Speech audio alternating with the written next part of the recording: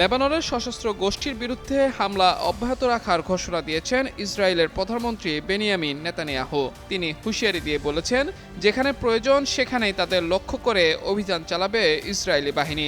বৃহস্পতিবার সামাজিক যোগাযোগ মাধ্যম এক্সে দেয়া এক পোস্টে নেতানিয়াহু বলেন, আমরা শক্তি, নির্ভরতা ও দৃঢ় সংকল্প নিয়ে তাদের উপর হামলা অব্যাহত রেখেছি। আমাদের বার্তা স্পষ্ট, যারা ইসরায়েলি বেসামরিক নাগরিকদের বিরুদ্ধে অবস্থান নেবে আমরা তাদের উপরই আঘাত হানব। তিনি আরও বলেন, উত্তর ইসরায়েলের বাসিন্দাদের নিরাপত্তা সম্পূর্ণরূপে পুনরুদ্ধার না করা পর্যন্ত যেখানেই প্রয়োজন হবে আইডিএফ সেখানেই লেবাননের সশস্ত্র গোষ্ঠীর উপর আঘাত হানবে। বাংলাদেশের প্রথম 5D AI ইনভার্টার যুক্ত সর্বোচ্চ বিদ্যুৎ সাশ্রয়ী যমুনা এয়ার কন্ডিশনার।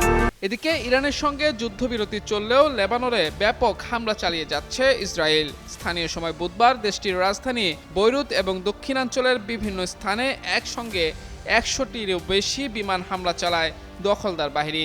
এসব হামলায় 250 জনের বেশি মানুষ নিহত এবং আরও 1000-এরও বেশি মানুষ আহত হয়েছেন।